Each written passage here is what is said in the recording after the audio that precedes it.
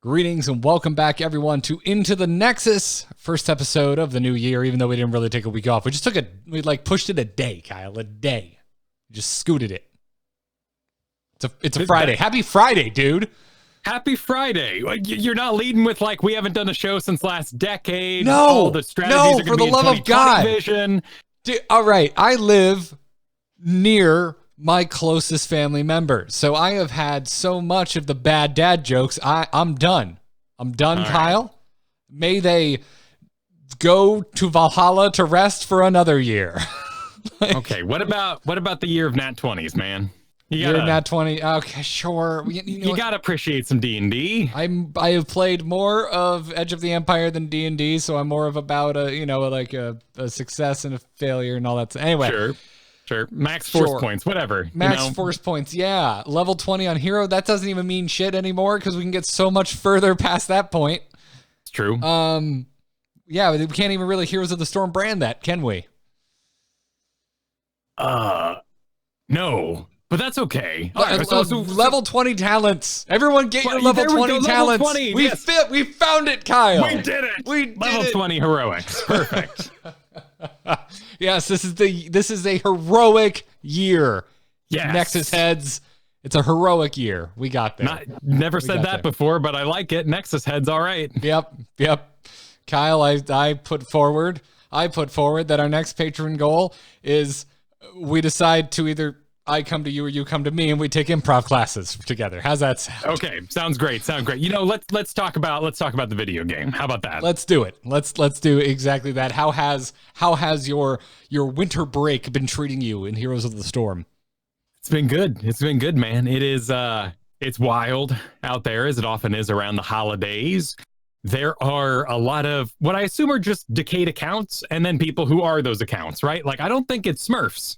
People are always like, oh, the Smurfs. Like, no, like there are Diamond 3s that are like scared of everything on Earth because they're promoted plats and they need to be brave and realize that it's a 4-man, basically bruiser team with Uther. And you as the one range character have to get crazy.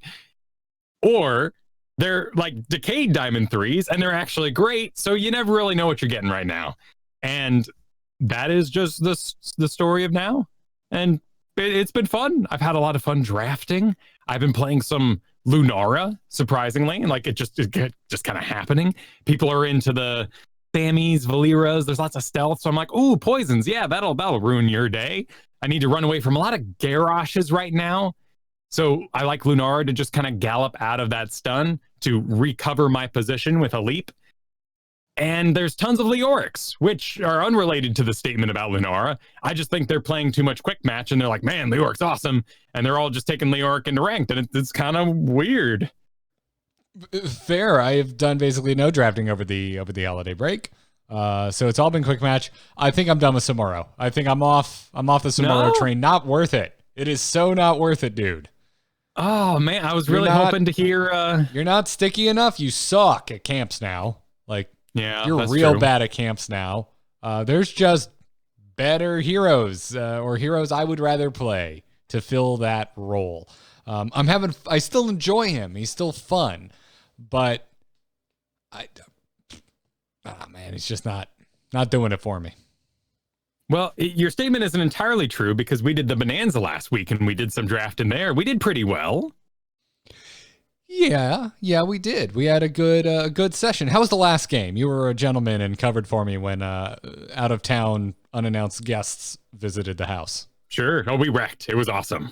We had a Grandmaster Yrel show up, so she just kind of leaped on everything and no one ever knew what was going on. So I would with the enemy team. Frankly, if we're gonna pick a game to talk about, I'd rather talk about our first game where we had many folks who had roles that we would say are locked in.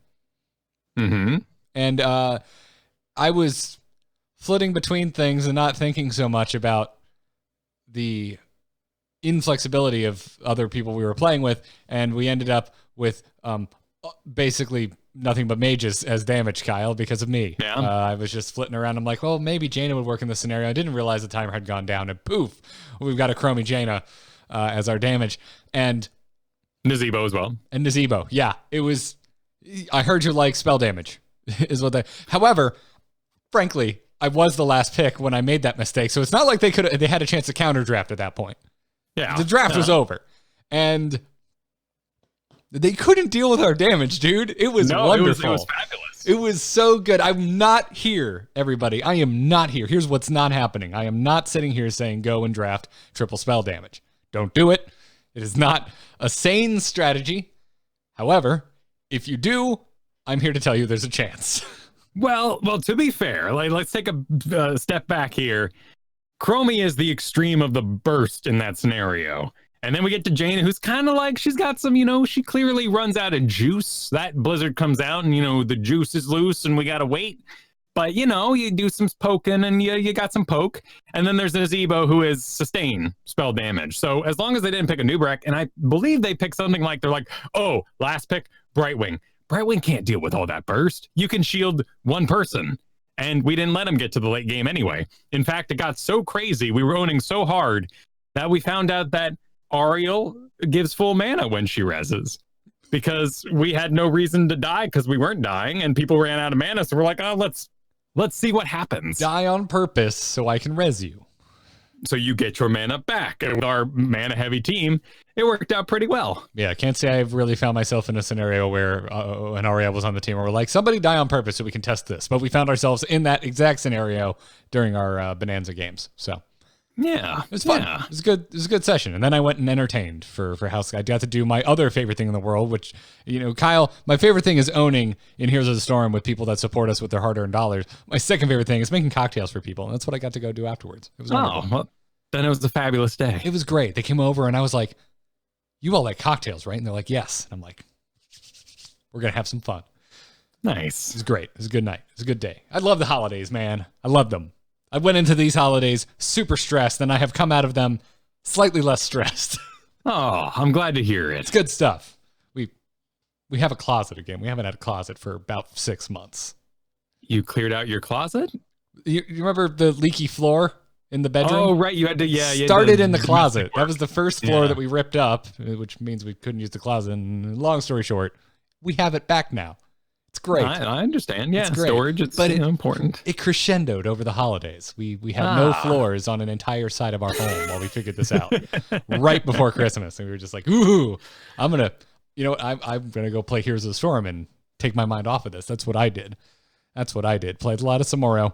Realized it wasn't for me. I'm back on Sylvanas, man. I think Sylvanas might become the new Garrett main.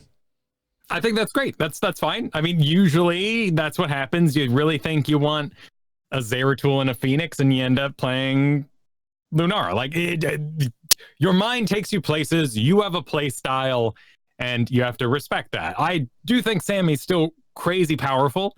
I think he owns the solo lane. You're right about the camps. The camps are really rough. He owns the solo lane so much in that he gives away all the stacks if they're questing on the enemy side. But you go far off to another lane and double soak, that person's still dealing with your illusions that have really long durations because they're hitting heroes now. But everything you're probably trying to do as a Malthael, Rexar, Sylvanas, Sonya sort of player doesn't gel with new Sammy. Yeah, again, really enjoy it. It's just, I don't know, it's leaving me wanting. I feel more lethal on Sylvanas. I feel like I'm setting my team up more on Rexar, and I feel better on Merc camps on literally any other hero. Mm-hmm. So it's strange. It's strange for Sammy, but it's there. It's there. If I find myself in one of those weird scenarios, here I've now added another tool to the kit. Yeah, might get banned out someday. You're right. Although it would be really rare for all those solo laners to get banned. They'd have to really know you and everything you have. And yeah. I think that's probably why I'm also maybe sounding a little more down, is because I didn't really need another tool in this particular kit. So gotcha. Huh. I'm just like, I felt like I spent a lot of time. I had fun, which is all that matters. But at the end of the day, I didn't feel like I came out really in a net positive of broadening my horizons in a draft environment. You know what's a really cool place for Sammy is Diablo on the enemy side. Going after the Diablo? Yeah, because Diablo's going to engage, and then he's just surrounded by illusions with really no way to disconnect from them. I noticed that. Yeah. But you know me, man. I don't worry too much about the Diablos already. That's fair. That's fair. And so, I mean, where's the hole? Where is your hole in your roster right now? Honestly, probably honest to God tanking. Oh, Just I'm not interested. I haven't been interested, so I haven't been doing it. So I am horrendously out of practice. So, well, we're going to talk about a tier list later today, but I think you should take a look at Blaze. You and I played a quick little game right before the show, and you said you haven't been playing a lot of Blaze. It looked like you've been playing a lot of Blaze. It did. I watched a video, Garrett. You set me up for so many kills. It was gross. That was the cleanest Dragonshire game I think I've had in about half a year. There's some heroes that just need teaching. You don't understand the rhythm. You don't really know what you're supposed to be doing. Imperius is like that a lot. If you want to get into Imperius, Not Paradox has a really good video, and you just watch and you go, oh, yeah, you mark things. It's not just about removing marks. You got this whole sort of style that you're playing with, and it just makes things a lot more instant. I have a huge hole right now, though, Garrett, and it is Auriel. I spent all of last season. I am, in fact, my queue up selection says Bruiser support. And what that basically should show is two faces, Thrall, Auriel. And Auriel's gone because of this darn resurrect. I don't even want to resurrect. I'll tell you what, I think it's nice, but it's it's not stylish. I've been playing a lot of Devil May Cry 5, Xbox Game Pass, like I finally settled on a game, ended up on Devil May Cry. Never played one before, but stylish is very important there. And I need style points. And Rez, that's a D. I don't remember what D is. I think it's like disappointed. C is crazy and B is badass, but I don't remember what D is. But I'm disappointed. A is for ass, because there's a lot of ass in that game. It's just anime, it's just wild. That's what it is, right? That the only thing anime truly is difficult to explain to your parents when they walk in the room. Right. They always walk in at the wrong time. That's they stuck around, saw the story that led to this buttocks on screen, which makes you wonder why the butt is there. What is the right time to walk in on an anime? Frankly, during the fight scene, maybe.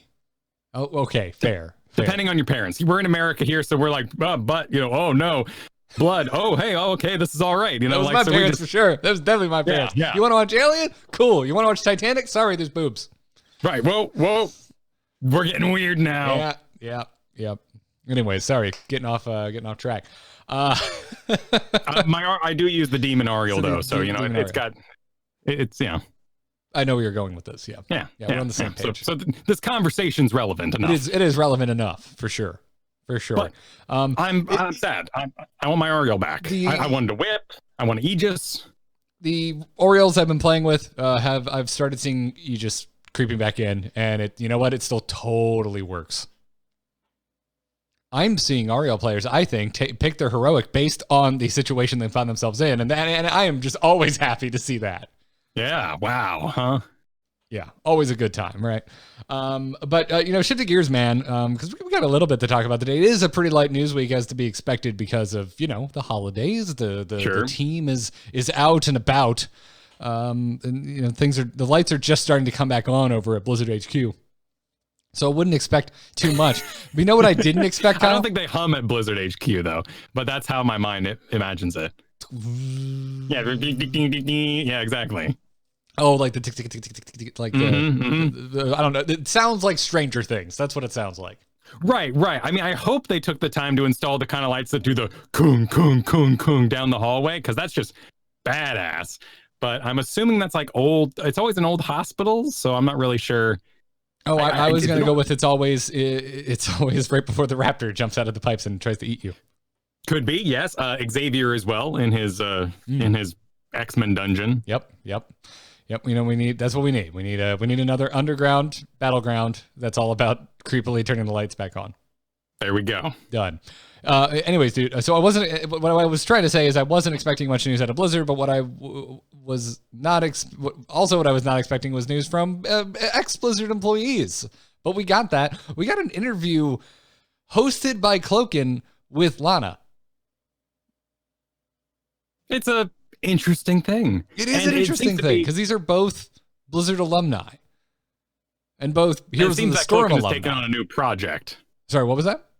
And it seems Cloaken's taking on a new project. This is something he's doing in the background. He's going to be making some YouTube content called The Listening Game, kind of a play on words, saying that he's going to listen to game developers and let them talk off the cuff, talk about the real industry. Yeah, and this is a really he called it a pilot, but I mean this is a finished freaking interview. Like this is really interesting. And they got into some Heroes of the Storm discussion. I would highly recommend if you haven't listened to this, if you're a fan of Heroes of the Storm and are even remotely interested in the development of it. I can't recommend this interview enough. We've got a link to it in the show notes. But Lana spoke to Deathwing. I love that she brought up that originally, because she was playing too much Monster Hunter, she wanted Deathwing to limp when he lost armor plates. And then they kind of realized, as the player, you really don't want to feel weak and feeble and limping around the battlefield. And it's an interesting choice they've made in a faster paced game. In something like Dota that is slower, or at least longer, there is limping. And I think it works well. There's a lot of trees for you to go through. You limp all the way back to the base. In Heroes, because you just sort of stay and die, you're going to res anyway. I never really thought about it much. But I'm glad Greymane's not limping along when he gets a little worn out. Yeah. Even though he already kind of looks like he's limping. I find his Worgen walk animation a little strange. I mean, he's got big arms, He's he should do he does have actually really big arms. They should do the gorilla run. Yeah. I don't know. Yeah. I also think the Worgen animation in World of Warcraft is kind of strange. That's why I don't play one. Even though I think werewolves are freaking cool. Yeah, they're all right. It's the tiptoe walking, man. It's the tiptoe walking. I wish when you were a caster, you could remain a human. And like, if you take damage, you become a Worgen, because I'm just like, you're a healer. That's the part that always gets weird. It's like, oh no, they need help. Like, oh geez, everyone's being damaged. I have to save them. Well, then roll a human. Well, but I want the fantasy of being, in the Victorian and the hat and like. I like the idea of them like getting in my biz. Then I'm like, whoa, no. That is fair. I'm surprised they haven't like ruined that or something. Anyways. Yeah, but it was an interesting interview. They also kind of spoke to in their minds Blizzard's lack of room for upward movement, kind of in the corporate structure. Yeah, basically that there is an old guard. There are employees that have been there a really long time who love their jobs and love the corporate culture on the top. So they don't leave Blizzard, and therefore there is no room for those artists, designers, and everyone to kind of make their way up, which is why we're seeing a lot of what we might say like the middle kind of employees take off for their own projects. That makes some sense. I mean, from the outside looking in, we could obviously point to a lot of big names that have left over the last few years, but that's still, off the top of my head, I don't know, I could probably name 6. Like, that's not a lot. That's not a lot for a company as large as Blizzard. But it's also, I think, we're not going to hear about the folks that we're not familiar with, that aren't forward-facing employees, and there are a lot of them who get moved around a lot. I'm very curious to see what happens when Reforged is out, because right now we know from AMAs that there is a lack of programmers in the sort of system side. We do not, for Heroes, have a map designer, and it feels like those roles are kind of bounced between StarCraft and Heroes, and maybe Reforged. When Reforged is done, do they move on to other projects? Do we get some of those not back as full time? Because we're it's Heroes. It's not a huge deal. But will they be able to then update those systems that we talked about, like Lost Forgiveness? I'm not being scandalous. They said that'd be ready in summer. I get it. Like, they bit off more than they could chew with Reforged. I bet a lot of resources got pulled that direction. They want those new IPs and new projects. What happens when that's done? Can we get some of those back? Maybe. I don't know, man. I've been of the mind that the battlegrounds we have are that we're kind of there. This is it for the foreseeable future. I frankly would be fine as long as they maybe prune it a little bit more. Can we get some of the older, moldier ones out of there? I would like a thinner Battlegrounds pool personally, but right. Well, and that's something we don't understand, and I'd love to hear that in an AMA. Like, what is it about the maps that can't be changed as frequently? Because we know that jumping in the game and doing balance is not simple. You got to know your way around, and somewhere in there, a person enters a number and hits enter, and things can change rather fluidly. What my understanding of the StarCraft map editor is, I can go drag and drop a tree 5 feet and make a new dynamic area. What can we do to improve maps like we've talked about Hanamura? By making those safe areas where we're supposed to be defended by buildings feel safer. Yeah. Hanamura, it feels like, please do something, anything at all. It's just, they're just too damn exposed. But well, it's a lot of it's personal preference too. Like, if I had a vote to get rid of a map, I'd get rid of Braxis because of my win rate. I do not hate Braxis. I think it's fine. I think for my own play style, it's a little snowbally, but like personal preference, I just don't want to play on it because I lose. And do I want to play Shires of Stress? No, but I win there, so I'll take it. Yeah, that's an interesting thought for sure. Been having a bit of a come to Jesus moment on solo laning, and Braxis is an interesting one because I've been a little down on it. I've been a little down on leaving too much of my fate in the hands of others. Sure. But I still like Braxis and I still win on it. So yeah, it's like, it's okay. I don't know, man. It's strange. You're not wrong. And in an ideal world, I think that we find a proper power pool to give things like Genji, Medivh, Maiev, that maybe they can, hold the solo lane, maybe not effectively, but they're more interesting because you use them to visit their lanes. They can jump the walls and go interact. And that would be a very fun solo game to play for Braxis. I push you out with my spells. Now I'm going to go fly and join bottom for the 5-man whatcha-gank-it, and then head back top. But right now, our solo laners for that are, I'm going to do great up here. Bears on the point, everybody. Please don't lose. Oh, you're losing down there. Well, butts. Right. That's kind of what I'm talking about. Because when I find myself in those situations, it doesn't feel good. It feels like, well, there's not a whole lot I could do here. Where if I was on my Sylvanas, it feels like, oh, I could go down there and maybe just outplay or bring the damage or set up a kill that maybe otherwise would not have happened. Yeah. So it's kind of where my brain is at right now. I think I'm in another transitional period with what I'm playing and how I think about the game. But whatever the case is, back to some of the highlights from Cloaken interviewing Lana.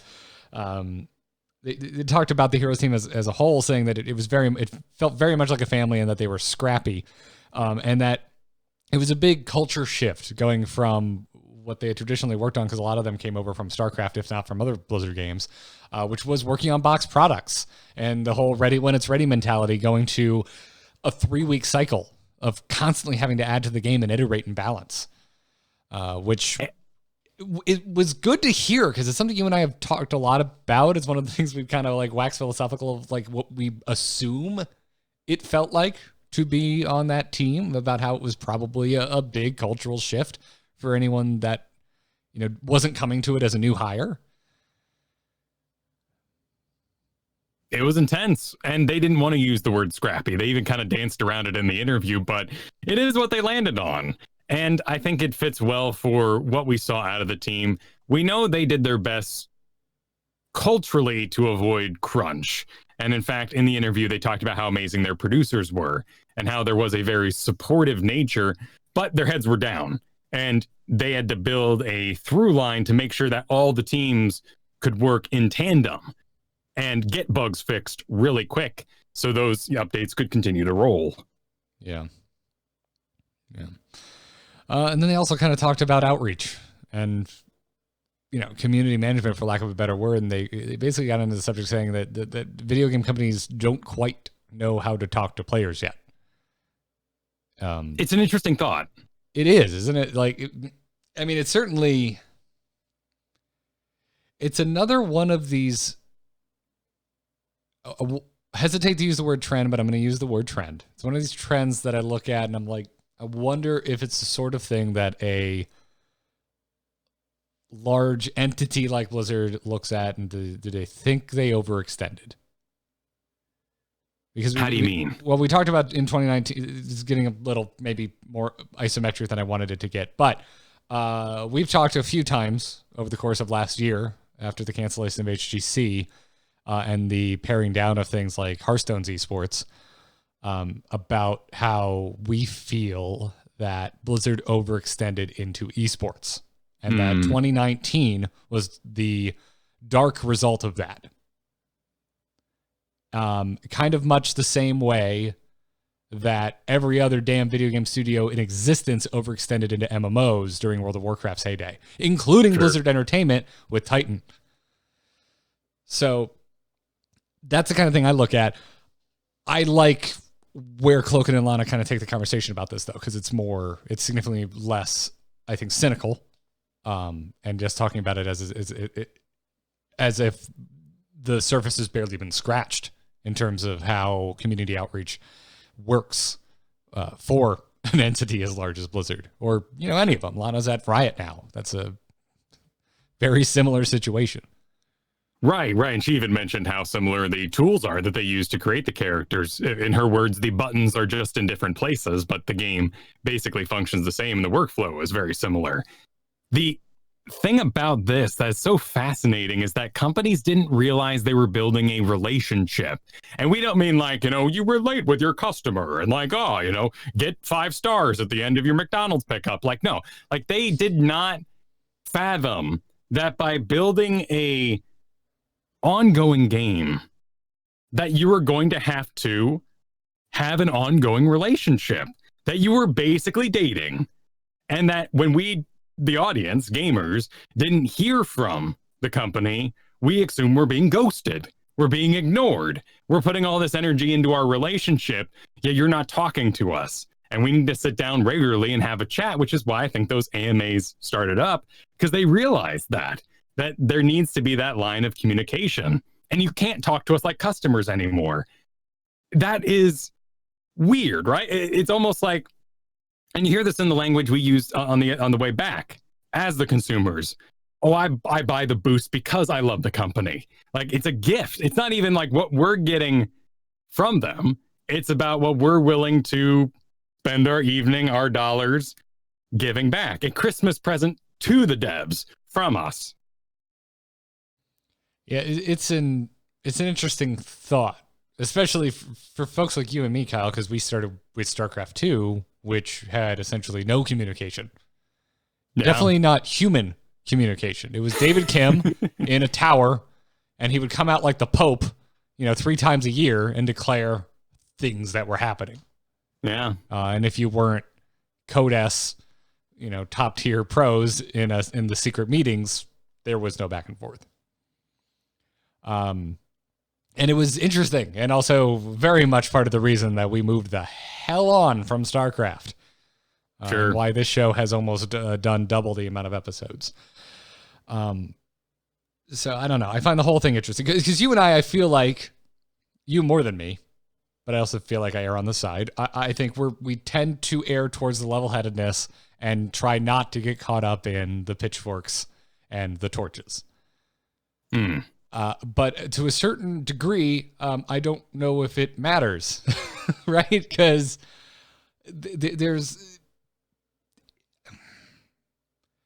I like to believe that the forums, the subreddit, and those, it is a minority. I actually do believe that. I mean, it's been basically proven that there's way more people playing this game than there are actually interacting on a day-to-day basis within the game's communities, right? So I like to believe when people are being toxic, that's something I use as armor. I'm like, cool, it's a minority.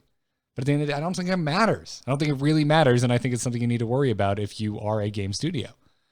Because Yeah. if the overarching feeling or the overarching discussion gets overtly negative, it doesn't matter if they're right, if the opinions are right or wrong, if the feedback is right or wrong, it is then going to spread to a wider audience.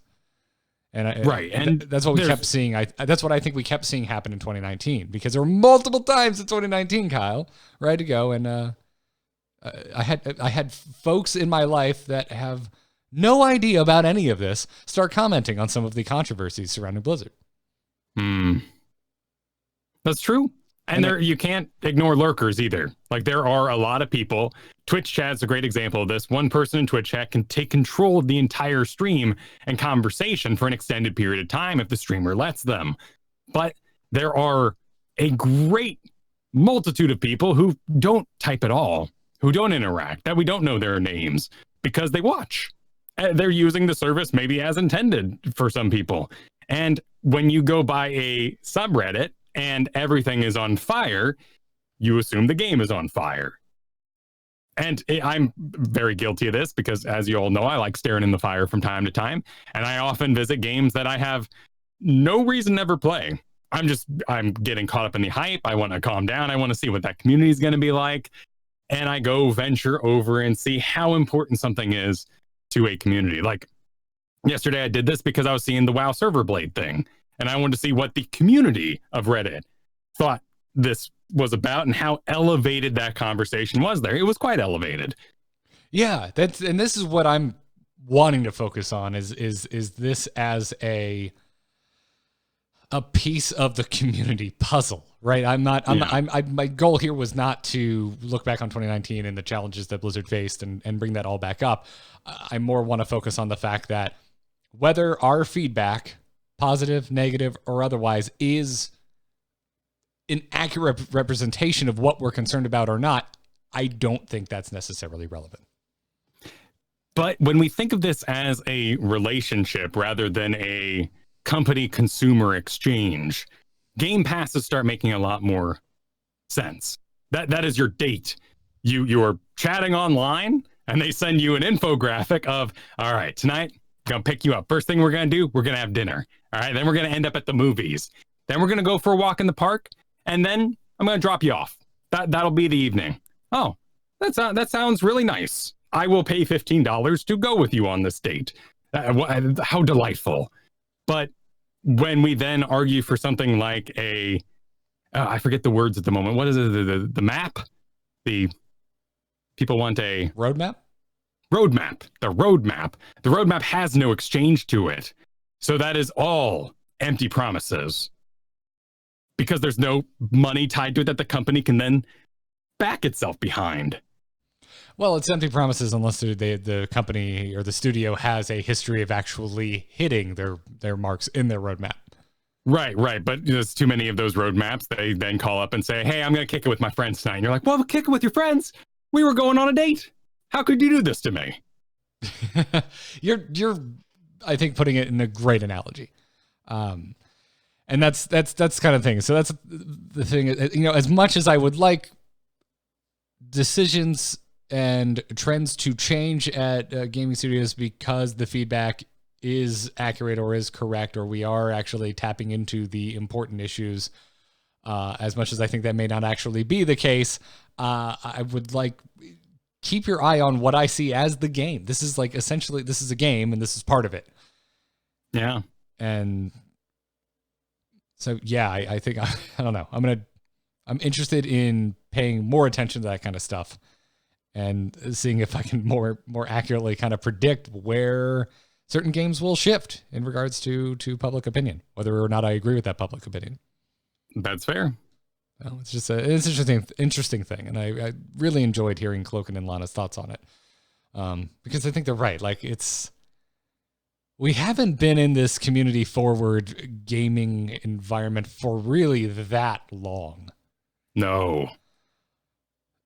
I mean, for our purposes on this show, I feel like it's been going basically through the entire life into the Nexus. I think the Heroes team has done a really good job basically since the onset of communicating with us. Yes, the AMAs are a more new addition, but their notes and just the addition of developer comments in the patch notes, to me, was a huge step forward.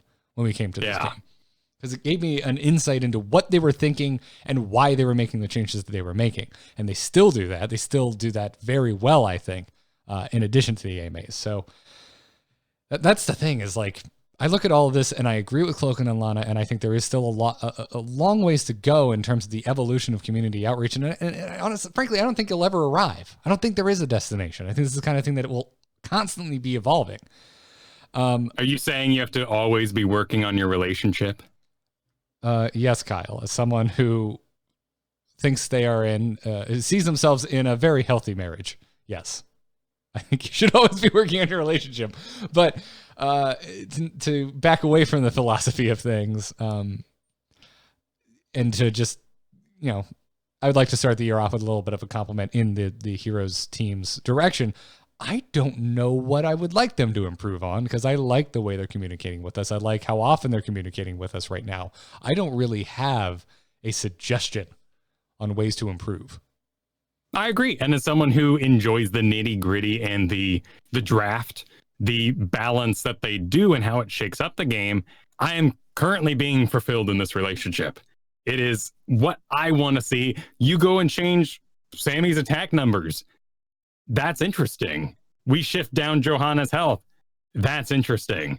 And those sort of things have reverberations throughout the game and very much change the way that I play it. And that is satisfying me. And I'm curious to know what else would satisfy people in this vein. Like, for those who want to come back to the game, who maybe listen to the show because they still enjoy hearing about the game, but they don't necessarily make the time for it. Like, what sort of sane things could they do to reignite your fire? And before you write in to itncast@gmail.com, we'd love to hear from you. Focus on the word sane. We want to hear sane suggestions, realistic suggestions. So let us know or tweet at us at ITNcast. So anyways, again, go check out the interview in full. We have a link in the show notes, which you can always find linked at the bottom of each and every episode post of Into the Nexus over at amove.tv/ITN. Kyle, before we get into news and into strategy and whatnot, let's thank our patrons for supporting us over at patreon.com/ITN. You and I mentioned the patron bonanzas. That's just one of the many perks you will get if you support our podcast. And all patrons get it. Doesn't matter if you're giving us $5, $10, $20, $1 million a month. No one's doing that yet. Although, if you want to be an investor in the Into the Nexus studio, let us know.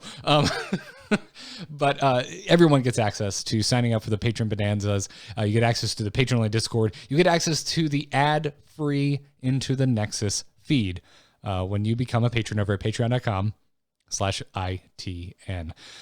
So to some of our most recent patrons, we'd like to thank Bowels on Bears, which just makes me laugh. That's a hilarious name. Wait, is that bowls? Like bowling? I maybe bowls. I read it as bowels, but bowls on bears makes way more sense. Just, the bowels on bears full of trash. I was thinking like a really gross barbarian who's just like, he's got a bear hide, but he also like hangs the bowels of his vanquished enemies across his... I kind of like bowls on bears. Like, it's the new dunk. I'm going to dunk on these fools. I'm going to bowl on these fools, nothing but strikes going down. Whatever the case is, I like alliteration, so I'm fine with it. Also, thank you to iHunters, spelled all elite speak like. There's a couple I's and a 3 and some Z's and X's in there. Colby Joyner and Stephen Shkolny is how I'll choose to pronounce that last name. I hope I didn't butcher it too much there, Stephen. And speaking of sponsors, since we just mentioned the ad-free feed, we have some to thank today, and they are HelloFresh. HelloFresh is sponsoring this episode of Into the Nexus, and we'd like to thank them for that because, A, they're supporting the show, and B, Kyle, they're like actually feeding us. They help me eat way better than I would if left to my own devices. They will open your eyes to vegetables, which you might not be eating because they seem hard to make. They do. I know radishes seem really boring, man, but almost every time they send me a taco to make, there's radishes involved, and you thinly slice them and you put them on top, and then you realize, oh, this adds a really nice textural element to my tacos, and it's good for me. Listen, you want to calm yourself down about onions? Because onions are intense, and you're probably not cooking with them. HelloFresh will show you the way of the onion. They will. They will. It's fantastic. If you've never tried out HelloFresh, you should go check them out at HelloFresh.com/10Nexus. You can break out of your dinner rut with their 22 plus seasonal chef curated recipes each week. There's also something for everyone, including low calorie, vegetarian, and family friendly recipes every week. They can also help you cut down on your stressful meal planning and prepping, because you can cook and get dinner on the table in just around 30 minutes or even sometimes 20 minutes with their quick recipe options. When we used to do Into the Nexus at night, Kyle, I made sure I had one of those 20-minute options for Into the Nexus evening. That's a good plan. Got it in there. It was wonderful. And you can also add extra meals or lunches to your weekly order. You can also throw in sides and desserts. They've got garlic bread, cookie dough, all sorts of awesome little add-ons you can add. So go check them out. You can go to HelloFresh.com/10Nexus right now and use the code 10Nexus during HelloFresh's New Year's sale. And you're going to get yourself 10 free meals, including free shipping. That's 10 free meals and free shipping when you go to HelloFresh.com/10Nexus and use the code 10Nexus during their New Year's sale. We thank them for the support. Thank you for going to HelloFresh.com/10Nexus. And with that in mind, let's move into this week's Heroes of the Storm news. We're on, boys! Ha-ha! Let's liven up this place! Point me to the stage. Stay a while and listen. In which we highlight friend of the show, Zanehyde's Sky Temple Guide, which he posted this week, right? It was like yesterday, I think? Yeah. It's part of his New Year's resolution. He's going to be hitting up all his old guides and going to be putting out some new ones. Yeah, and we're just going to talk about highlights, folks. Actually, a lot of what we're talking about, actually everything basically we're talking about today, are from other sources that we're highlighting that we think are worth your time and you should go and check out. This is true for the Cloaken Lana interview. This is true for the Zanehyde Sky Temple guide, and it will also be true of Not Paradox's new solo queue carry tier list, which many of you wrote in asking us our take on, and we're just going to cover it in strategy this week because so many of you wanted to hear about it. So anyways, Zanehyde Sky Temple guide, again, excruciatingly detailed. Go and read it in full.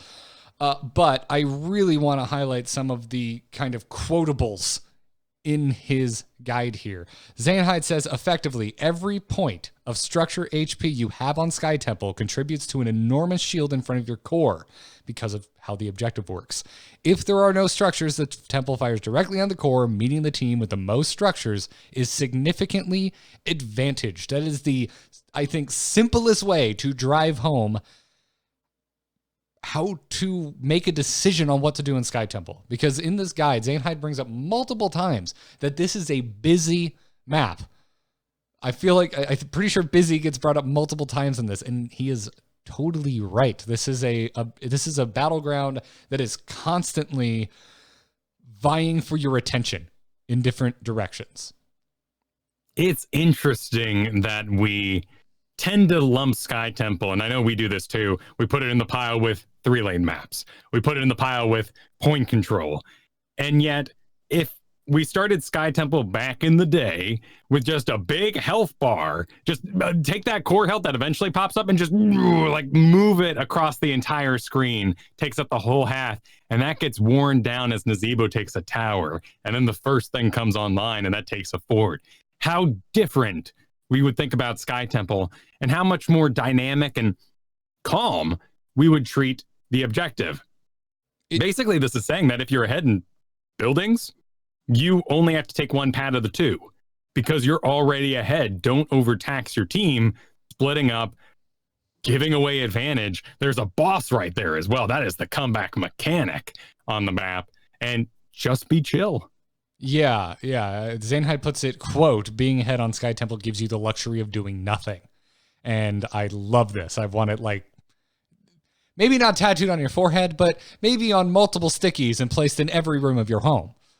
Well, and he goes on to say there that the luxury of doing nothing means setting up. And one of my favorite things to do as tank is to go and sit in the enemy bush right by their side of the boss, because someone's going to rotate through there. And if you're on someone like Garrosh, you're just going to be making lunch for everybody.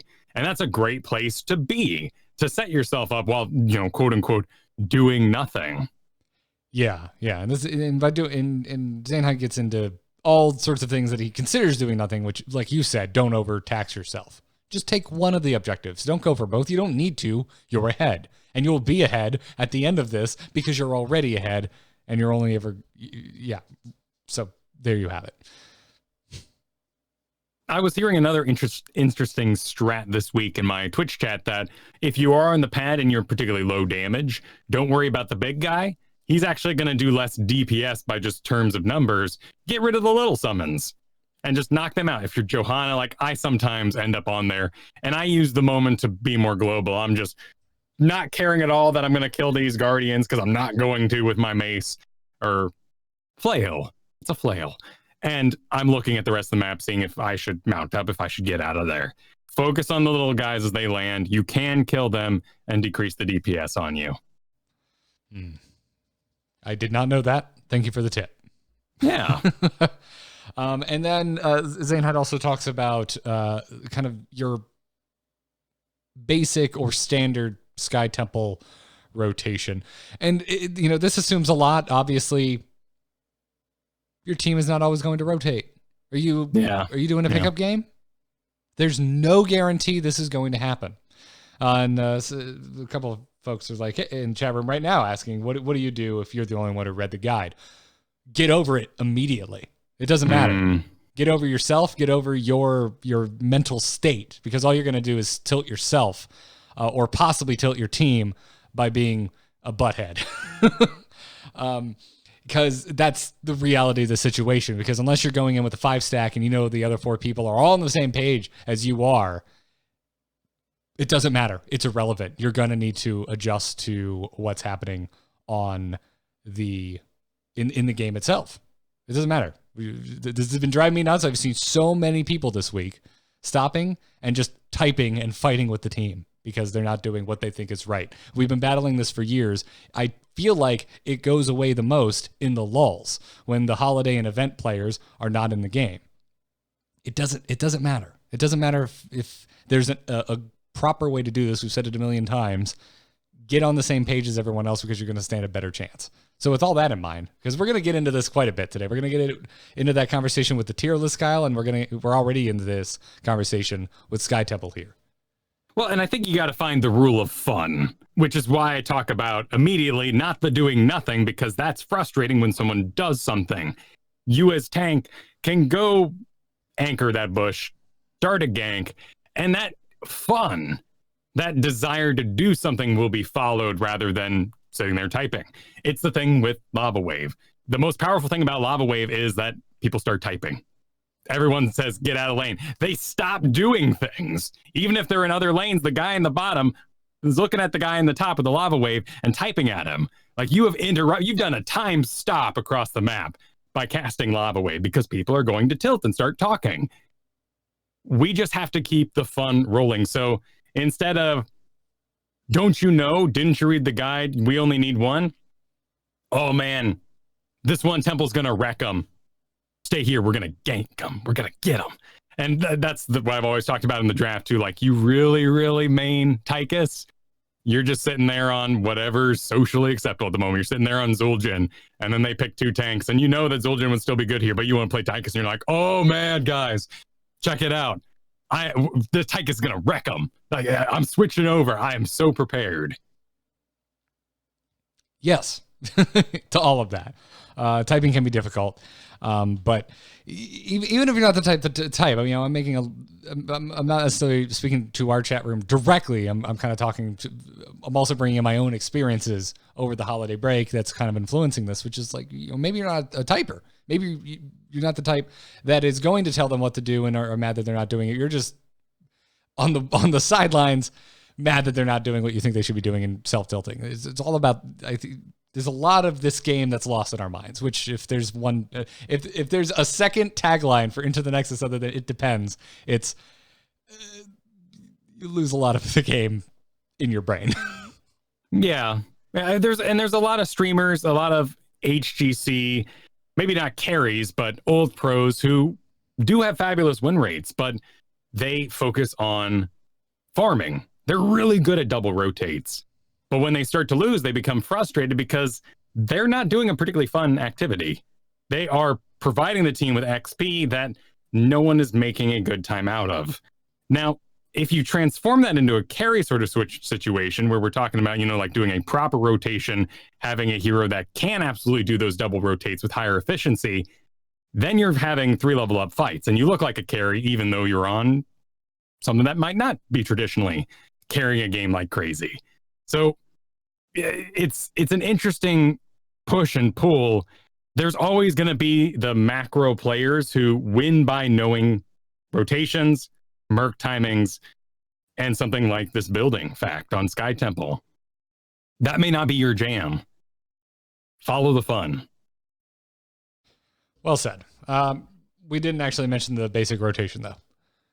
Yes. Yeah. So basically, this is assuming a 3 or a 4 stack, tank support, damage, maybe a second damage, but clear mid, clear bot, clear mid. Then you split the team and clear bot and take siege camp essentially simultaneously.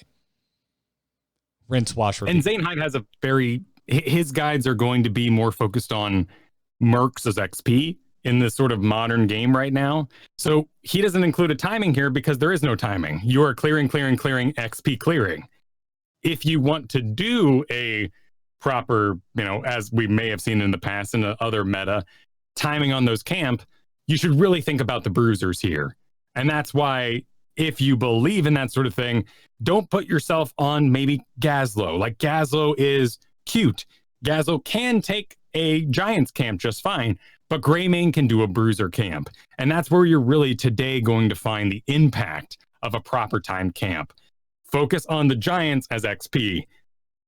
And that goes for all maps. And I think that's a really interesting thing to say, a new discovery as we've moved off of XP orbs into sort of settling in the way things used to be. It's nice that we can swing by and get XP that was created. And, I feel like double rotates are even more empowered than they were, particularly if you're running a little late.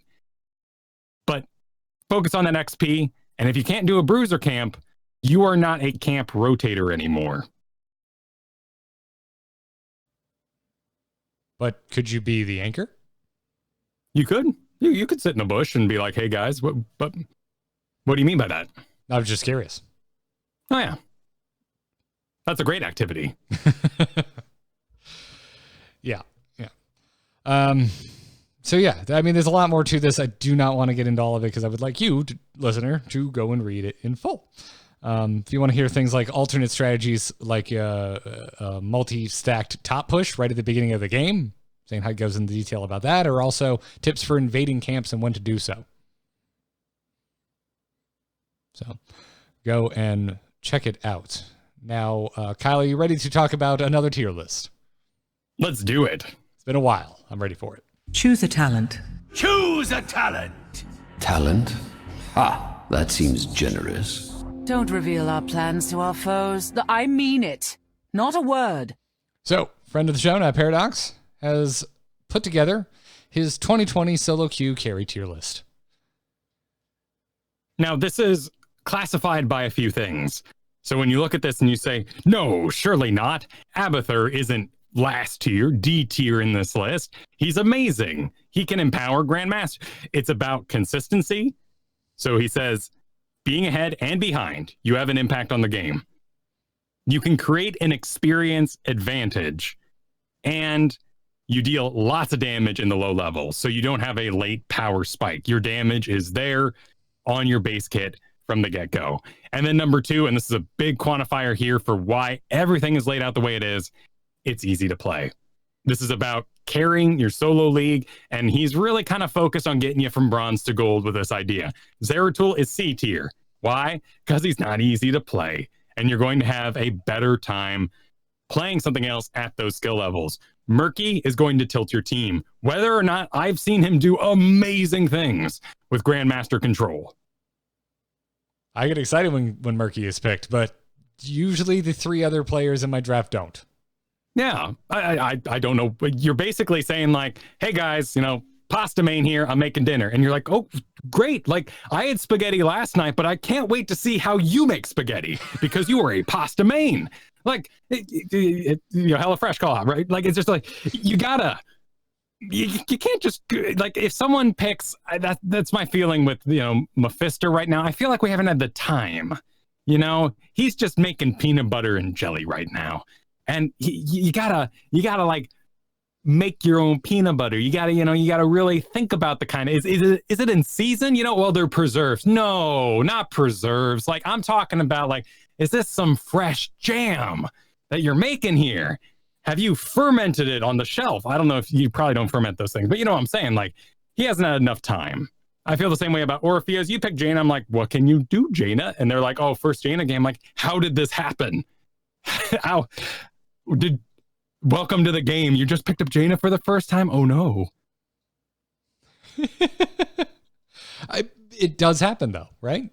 It does. Like, so, yeah, it's interesting. Is there anyone in C or in the, yeah, or no, I guess D tier, the bottom tier where you're just like, I don't know if I agree with that. I mean, it's all things I think are just kind of known right now. We got Abathur, Ana, and I know, you know, Ana has her place, but you got to aim, and that's tough to get easy and consistency with. Cho'Gall, Diva is just solo damage that she's kind of taking the bruiser spot, which if the bruiser ain't going in and getting a big assassination like Malthael or bringing additional CC for the tank like Thrall, it's going to throw things pretty whack. Genji has just been nerfed too much by HGC, and we don't want to give him the power in Grandmaster, so he's where he is. Nova, Lost Vikings. I've seen great Novas, but again, you're just not bringing enough to the table. Gotcha. I mean, I'm assuming you're not going to be surprised by the biggest issue I take. What's that? Rexxar. Rexxar sitting down in C tier? Yes. Yes, you may be surprised my ammunition as to why, though, Kyle. Well, remember with any tier list that if you main them, bump them up 2 levels. So let's put in your mind Rexxar in A tier, because your mastery of that character allows you to do something greater than the power might allow for on the base kit. Gotcha. I realize that easiness to play the hero, it obviously plays a role in paradoxes, but also consistency. And in that regard, I take issue with Zagara being B and Rexxar being C. Well, here's the thing, playing from behind, and I think that's where Rexxar ended up here. Zagara has the power to go fart off and get a fort real quick, and Rexxar gets exposed in that situation. How in your opinion does Rexxar play from behind? I mean, he still has a very consistent stun, so I don't mind it. Okay. Whereas in your brain maybe rewards you for that stun more than its impact on the game? Yeah, usually by getting a kill to actually get back in the game, as opposed to Zagara, which does nothing for a team fight. Sure. No, So, I feel you. So you're cleaning up waves, Kyle. Yeah. You're cleaning up waves. You see a player out of position, an enemy player out of position, and you're behind because you're cleaning up waves, trying to get everyone back in the XP game. Would you rather be Zagara or Rexxar in that scenario? The difference is that Zagara is not there. Zagara jumps in her Nidus, runs bottom, and while you are losing a team fight in the top, she gets you recovery through a fort in the bottom. And her ability to do that means she has more ahead behind consistency. Does she if it's a keep instead of a fort? Well, she gets a keep, then that's fabulous. That's even better. No, I mean, is it even realistic because the enemy then hearths and they're there and you don't get jack? True. I mean, we need to also think of this tier list at times as not dunking on people, you know, like I could see a busy fight in gold and go take a keep with Zagara, but counting to 5 is difficult. And I'm not trolling. Like, you literally have to look at the map. You maybe have to have the spare APM to actually put your camera up there, quickly notice 5 characters and not get overwhelmed by illusions or Deathwing flying over everybody. Deduce the numbers, get back, and be able to read that your poke is going to continue to poke them rather than someone sneaking in a hearth. It's not, we love to joke and say, can you count? Oh, like, how'd you get ganked? But seriously, it's a skill, and it takes a lot of coordination. Fair. I guess I would just argue, honestly, if we're taking easiness and consistency into this, the only change I would make is put Zagara down with Rexxar. I think Zagara's lack of consistency, in my opinion, puts her down there, and Rexar's not the easiest to play, keeps him down there. But I think that's fair. But that's my thinking. It's the kind of thing I'd love to chew on with not Paradox over an episode. I think we should. We should. If anything, like let's have this be our scandalous meeting where we talk about him behind his back, and then we'll just have him on real soon. And then he comes back on, and at the top of the show, he goes, "All right, buttholes, I've got," because that's how not Paradox talks. He totally He's calls buttholes. He's real off the cuff, real rude about it, like my way or the highway. No, he wants you to play great and love your game. Yeah. I mean, I got out of this tier list real easy because he put Thrall in A, and while he dragged and dropped Thrall into A tier, he was like, but if you're brave and you're getting in there and getting good kills, he's S tier. And I was like, all right, man, that's me. I'm great. Yeah, I don't really take too much other issue with anything here. ETC seems a little high for me. If, again, we're bringing in ease of play, maybe Greymane even as well. But I personally don't find Greymane easy to play. I find ETC easy to play, but I don't think anyone else finds ETC easy to play because I see so many people not playing ETC correctly. Dude, ETC eludes me. Like, I think I've got it. I think I understand so many fundamentals. There are so many opportunities, particularly versus Mal'Ganis when he's being all sleepy and floaty. And you just go mic check and knock him back, ruin his entire day. But they don't translate to wins. And ETC continues to be extremely difficult for me to play. Maybe it's my Johanna, I'm just going to go wherever I want nature, and I don't pre-think as much as you need to with ETC. My gut says that he should be perfect because I love the oops, I lived heroes. And slamming guitar is giving you a lot of healing. Like the fact that you 1v1 me and I'm going to survive and you thought you could kill me, but I made it is everything I'm about. But I just can't land that ETC. And I agree. I think ETC should be B because he's just hard to play. Yeah, I do think he's a little more difficult to play to the highest of his ability. Honestly, that's where most of I'm getting hung up on Paradox's easiness clause. Sure. Because ETC in S, Anubarak in A, and also Leoric in A. Frankly, Leoric, I think Leoric doesn't belong in A for easiness or consistency, in my opinion. Might show you. Well, Leoric we should actually talk about for a quick moment. Yeah, because you brought him up already once on the show. You said you mentioned you're not quite sure why the hell Leorics are ending up in your draft games unless they just think from their quick match experiences that he's a god. And they do, and actually Leoric's auto attack build is extremely powerful. And that's where we land on this. Like the whole ghosting around, giving people reduced damage thing, that's cute and that's great if you've got the consistency for it. If you've played him enough to know where you want to land when it's over, create a body block, hit everyone with those ghosts. Really right now, Spectral Leech into Mithril Mace is amazing. And all you do is walk. Your base slow is 40%. So you go in, slow everybody 40%, and then just at them as they walk anywhere they go. And then when they start to get away, you entomb and you go some more. And that's how you play Leoric. He is easy with that build. And that's what we're thinking about here. Okay. Anubarak? Now we're starting to remember Zanehyde, who was like, sell me on Anubarak, and he just will holler about like everything. No, I'm with you, but again, like consistency, like that's amazing if your team is doing anything with it.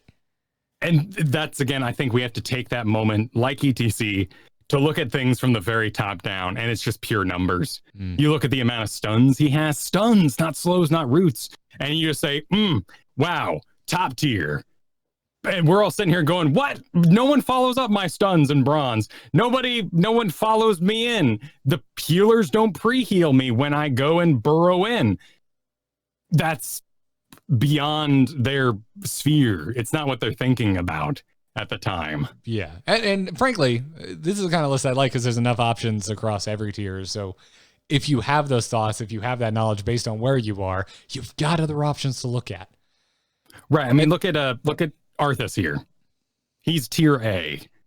That is not because of ease to play necessarily. He is a huge stinking counter to everything melee.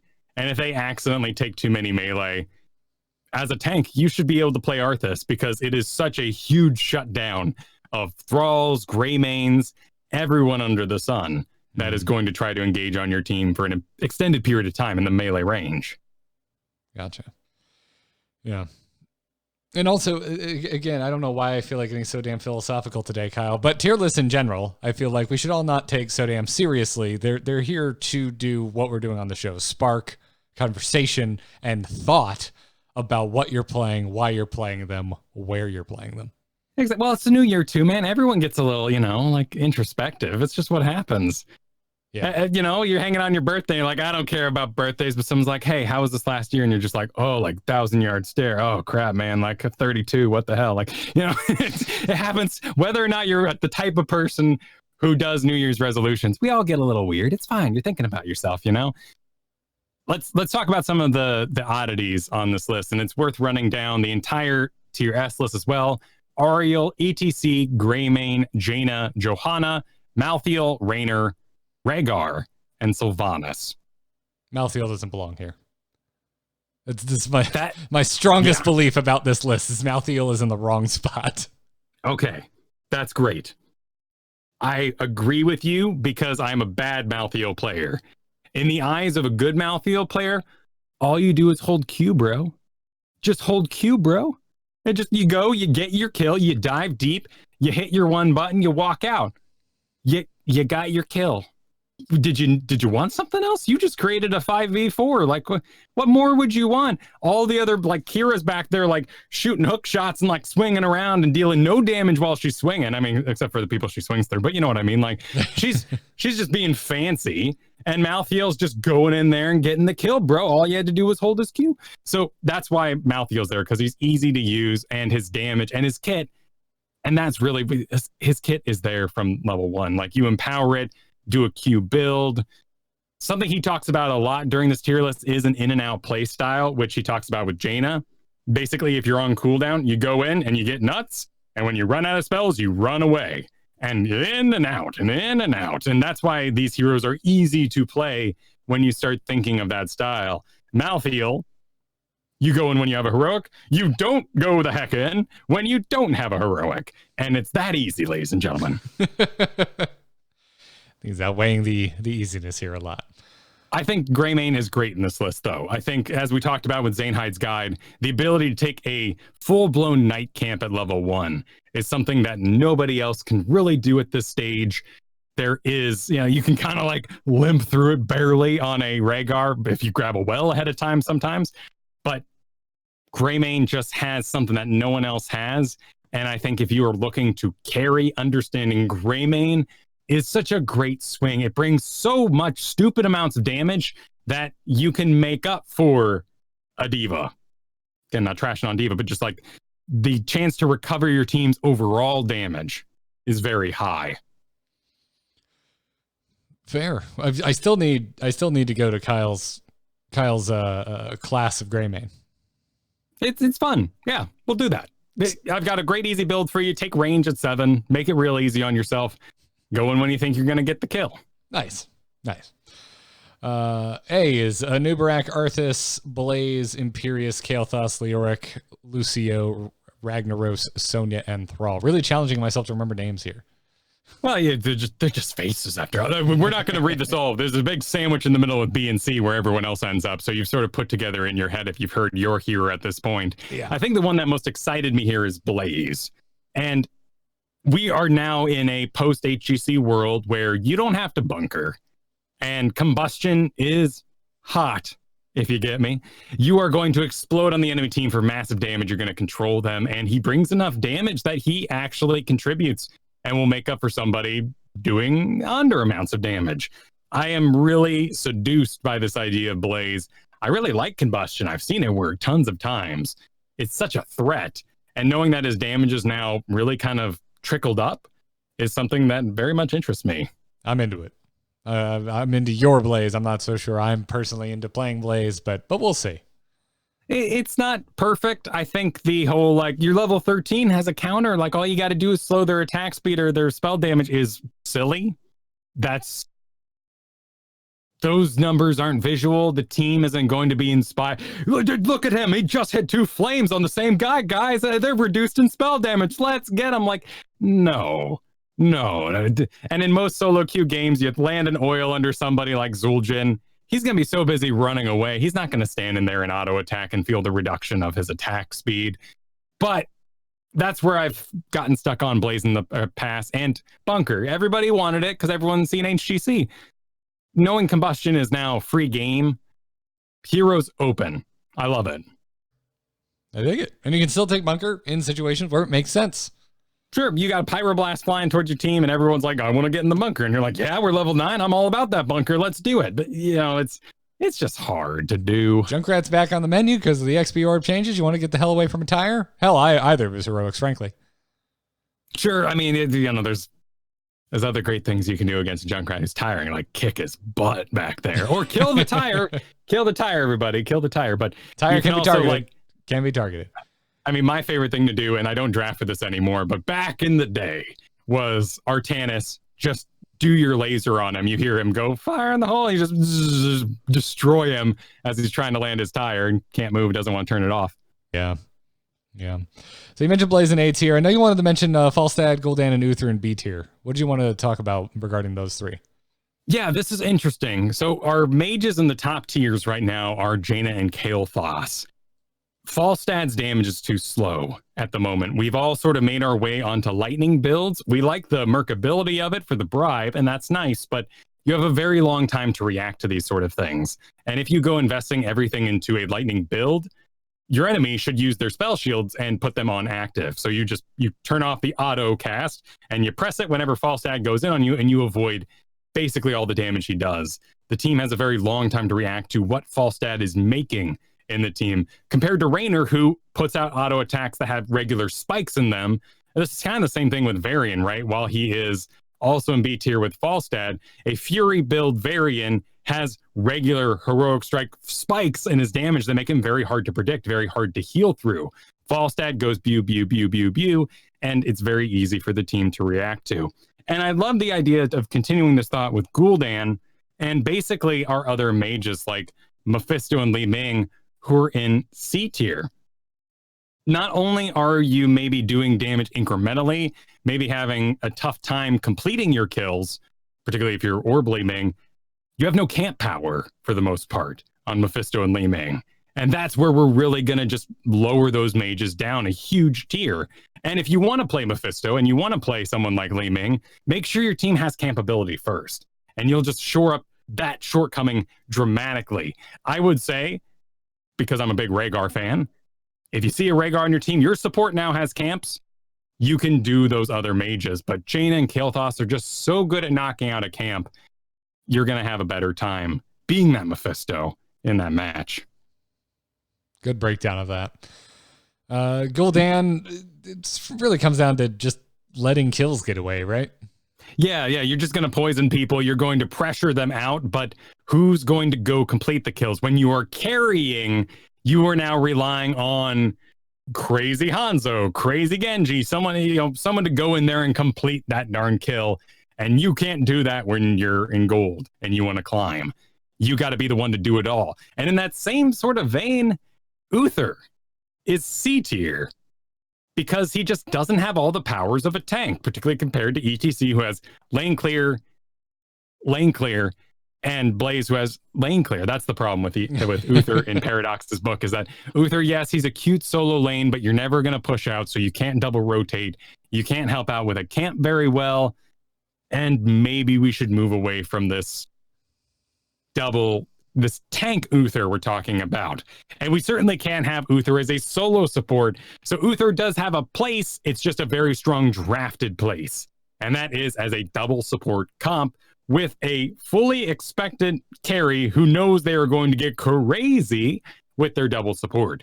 Which, if you're in silver, the chance that your Vala, whoever it is, knows how to, pump the gas in the right direction is very low. Well, in Plat, if people are on board, I want to do this.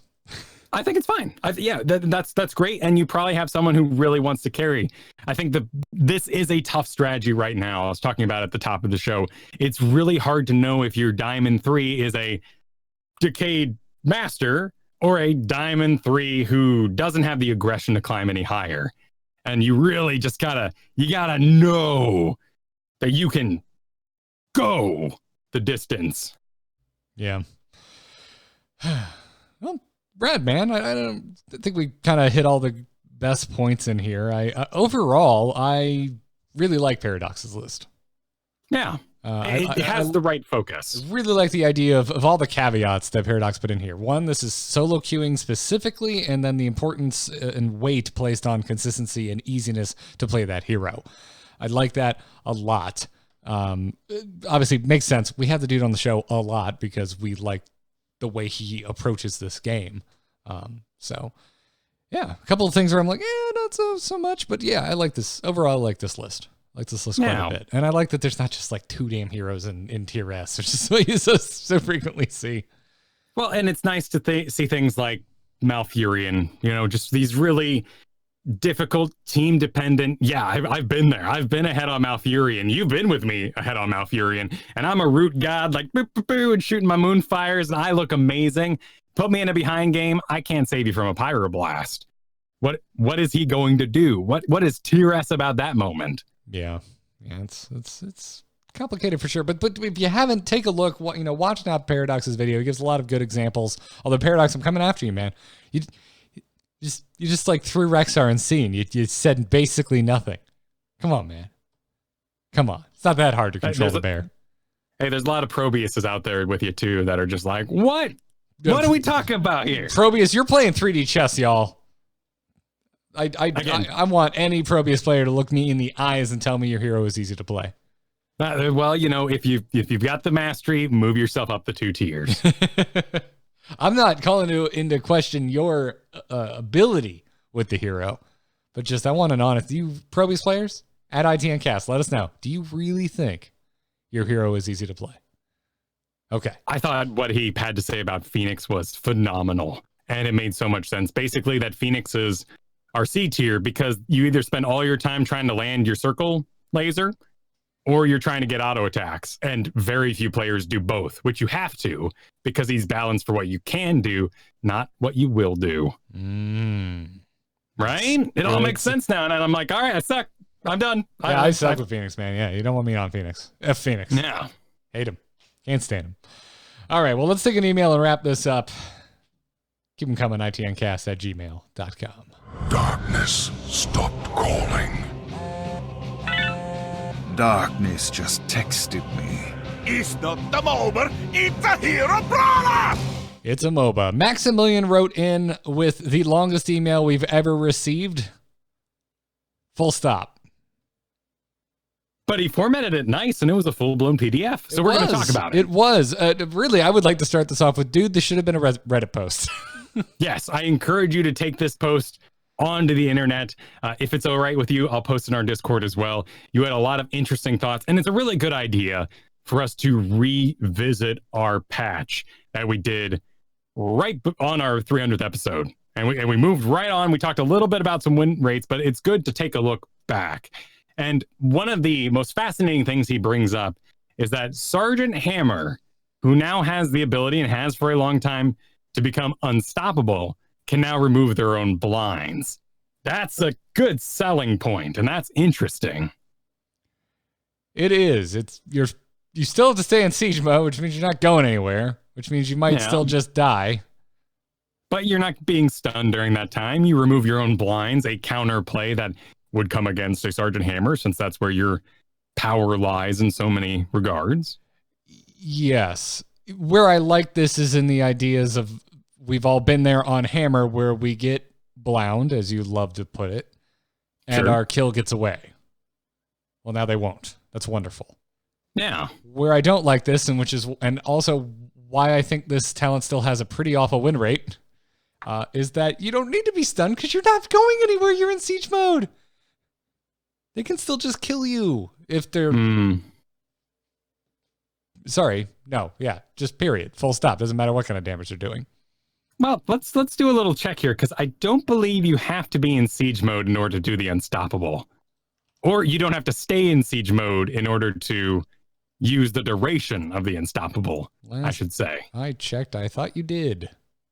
Shifting out of siege mode removes this effect. Grants unstoppable for 2 seconds while in siege mode. Yeah, you got it. Okay, so yeah, I just disagree that this is particularly important. This feels a bit like a Winmore. I don't know. You're still up against regenerative biosteel, which is hard for me to want to get away from. But again, kind of like our tier conversation where, like, if you have a personal prowess with a particular hero, you can probably bump them higher up a tier list. Same might be true here of siege tactics, because if you're a particularly well-seasoned hammer player, this will lead to more kills. Yeah. But it's an interesting dynamic that is now allowed. And if you're going into a heavy blind team, this talent has more viability. And I think that's an excellent point that is brought up. Maximilian really wanted to bring a light on the importance of the change of gaining unstoppable prevents and removing blinds. And what I think Maximilian brought up that is way more important than siege tactics on Sergeant Hammer are base level unstoppables. Hunting Wave on Sylvanas, Ruthless Onslaught on the Butcher. Those, I think, are something we did not highlight and are really important, because this is something that you're going to have access to in every single Sylvanas and Butcher game. That is important. That I would put at the top of this as take note. Wait, tell me about Haunting Wave? Oh, sorry, that's at level 13. Okay. I'm so sorry. So it's just Butcher. That is interesting. Yeah, so we're thinking about Will of the Forsaken.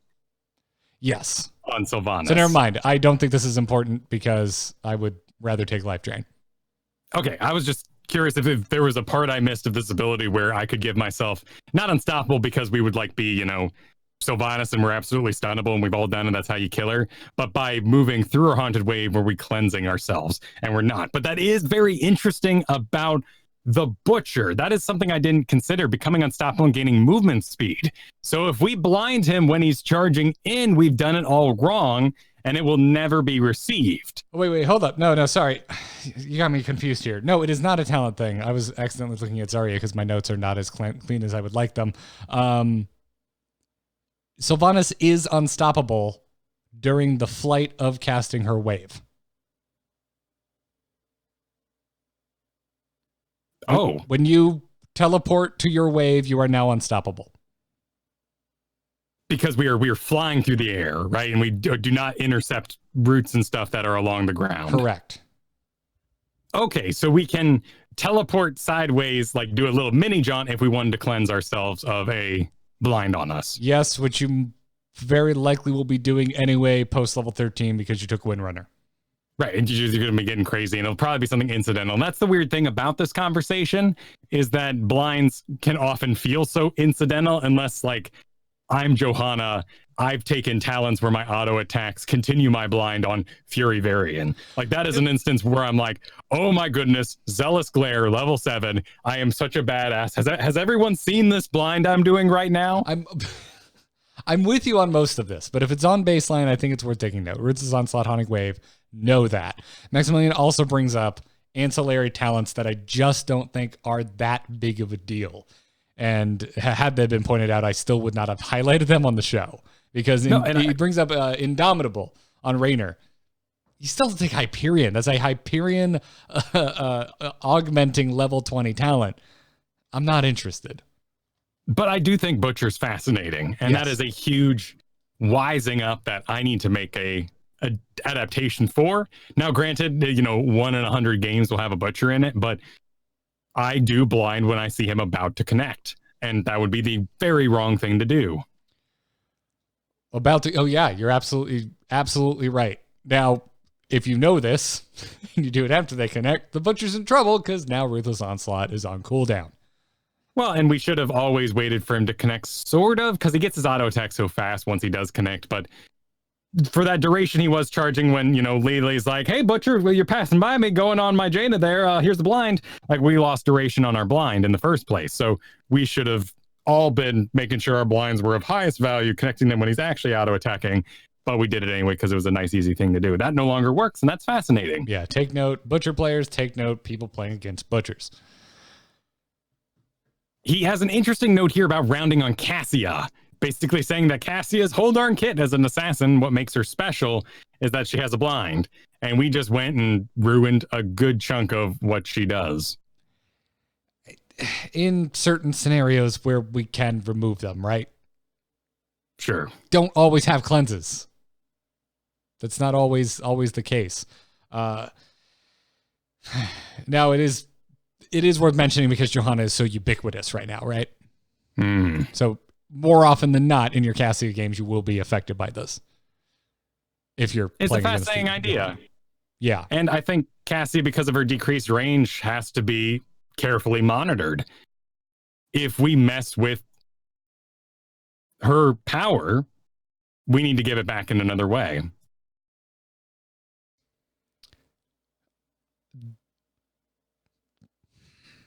I'm not sure this is as impactful as that statement makes it sound. As someone who enjoys playing Cassia, I would like this to be thought about, and a Cassia buff would be welcome. Fair. Comes from a more personal place, perhaps, than other people are like, what? Why Cassia? Can we just pick something else? Well, no, because when I hit my my thunder on the building, it goes and splits across all the buildings. And I just hit all 3 buildings for 1 Q. Like, do you not respect the power? Is that still the reason you like taking Cassia? Because that's what you said you were excited about when Cassia first came out. Yeah, no, it's still kind of, Boy, and Fend's fun. That's real cute, Kyle. Fend's a lot of fun, Fend is fun. I'll give you that. And then Maximilian also brought up experience globes, saying that in his opinion, the big winner of these changes are obviously all heroes with AoE abilities. These are primarily mages that now once again can operate without fear of repercussion as they are protected by their tank and healer, which I would say we totally mentioned AoE in the show.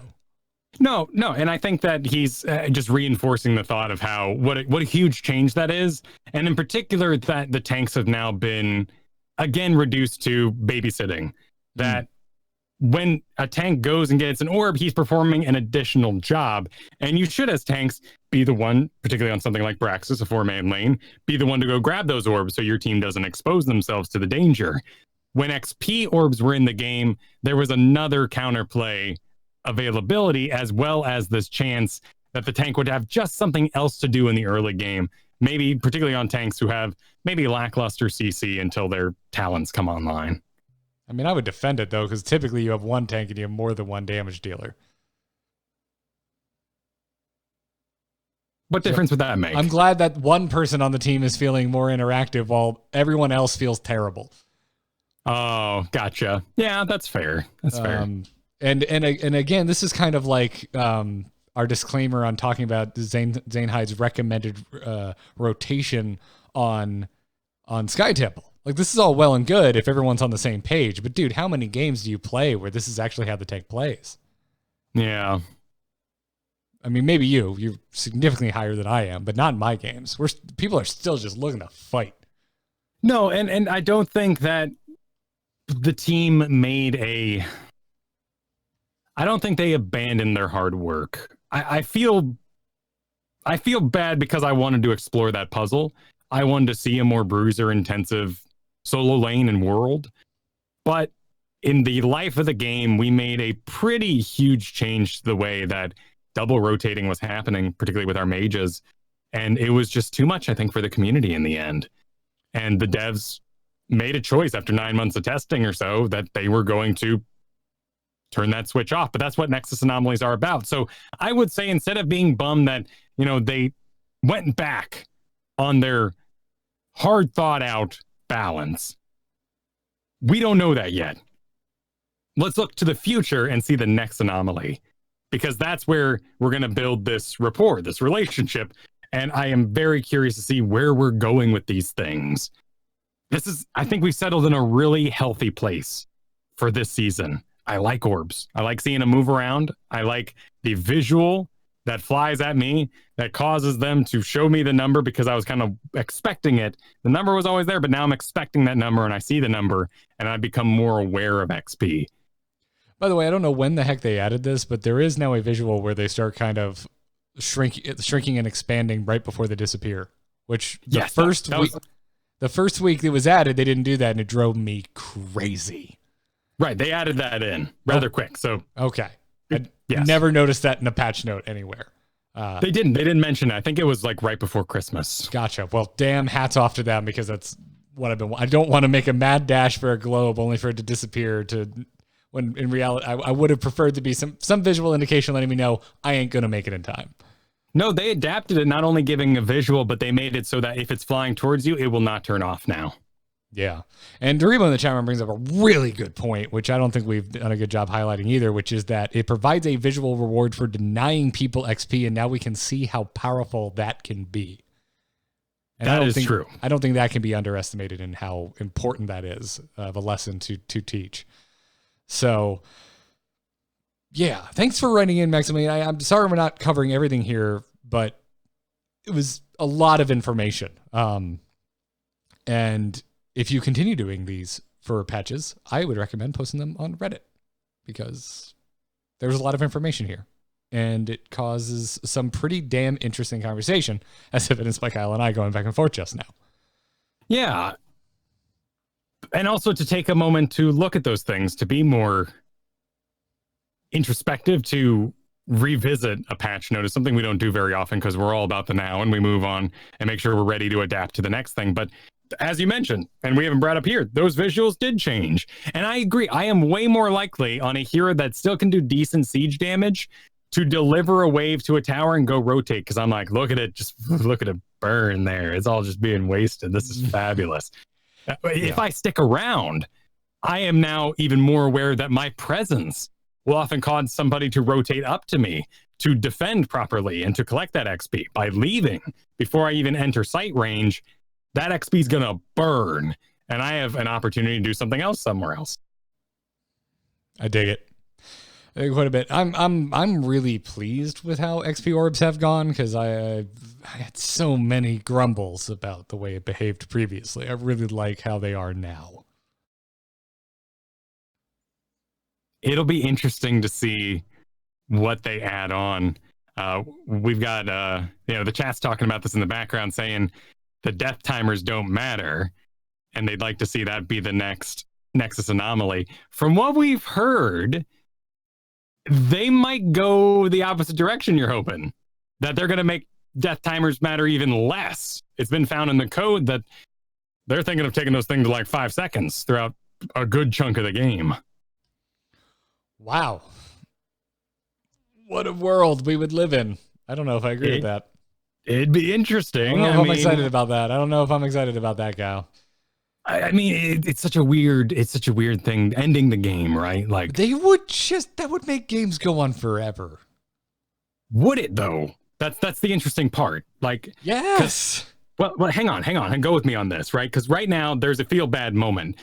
They invade your keep at the 20 level mark and you wipe them out, and you now have 50 seconds to ride all the way to their core and you destroy it before they ever res.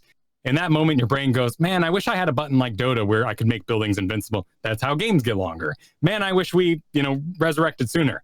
That's how games get longer.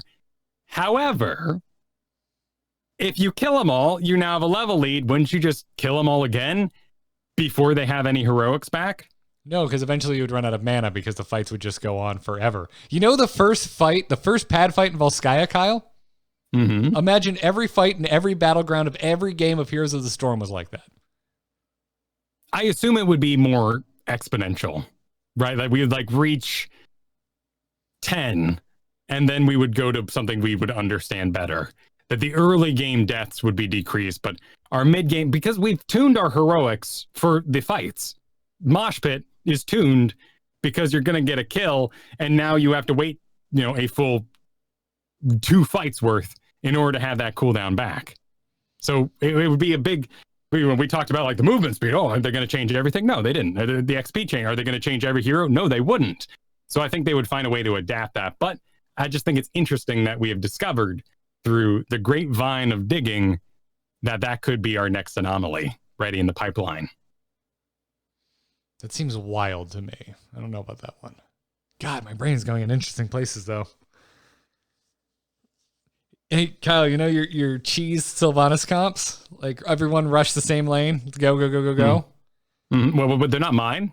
But yes, I understand them. No, I know not yours, but those. Oh God, like what do you start prioritizing? What global hero is the best for clearing a path for us to actually get value out of this 5-man stomp, so they can definitely die but rejoin the fight immediately, so you just keep pushing like what?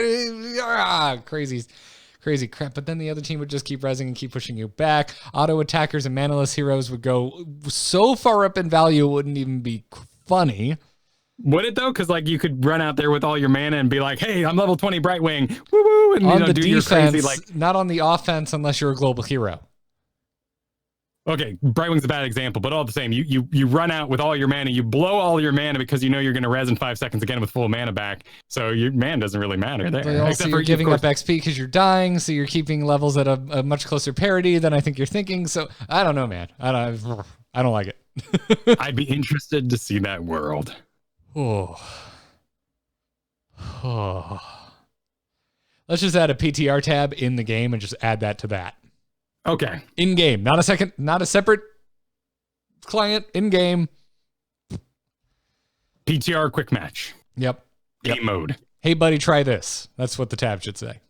And while we're upsetting people, it destroys unranked while it's there. Moving on. No, I'm just kidding. Oh, no. You know, we all have emotional reactions to change. Just get rid of the useless maps and quick match, and I'm fine with it. Hey-o. Okay. Throwing shade at Blackheart's Bay. Get out of here. I'm sick of you. All right, dude. I think that's going to wrap it up for this episode. Keep writing in itncast@gmail.com. If you're a patron, congrats. You're in the patron Discord. You can write us there and skip the inbox entirely. So go do that. Thanks again to our patrons, by the way, supporting us over at patreon.com/ITN. Huge thanks to our producers, Declan H, Cheesy Bob, Chris K, and Robert M.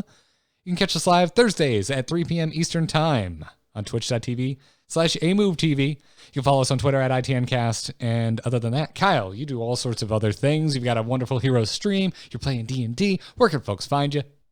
You can find me over at KyleFergusson.com for everything I do. Kyle explains. DM gives inspiration. And there will be dungeons. The live roleplay 5th edition waste campaign that I do on the Frog Pants Network, as well as other things. There's going to be some Reforged content, as that's the game that made me who I am. How can I not do something with it? Ooh. Where? We'll see what the commitment's like. I'm not, that's the weird thing about podcasts, right? Like, you kind of sign up for 100 years. No, like, but YouTubers get to like fart off and do different games every day. Like, right? Like, let's some YouTubers, Kyle. Some YouTubers. That's true. I'm going to be doing some Warcraft 3 content because it is the game that made me who I am. And certainly had a huge influence over everything I do in the stories I like to tell in my own D&D games as well. So look forward to that. Very cool. I'm Garrett Art on Twitter. All the podcasts that I do can be found over at amove.tv. We finally put out our Rise of Skywalker spoiler episode of Let's Talk About Star Wars. So you should go listen to that. If you got an hour and 40 minutes to kill, we can help you. We can help you with that. Other than that, everything else at amove.tv. Angry Chicken's coming back next week at our new time late in the evening at 8 p.m. Eastern Time. So if you wanted to watch live but you couldn't before, maybe you can now. If you still can't, I'm sorry. It's how time works. Everything, amove.tv. Go check it out. That's going to wrap it up for this episode of Into the Nexus. Thank you so much, everybody, for tuning in, for supporting the show as we kick off a brand new freaking year. Good luck and have fun. Take care.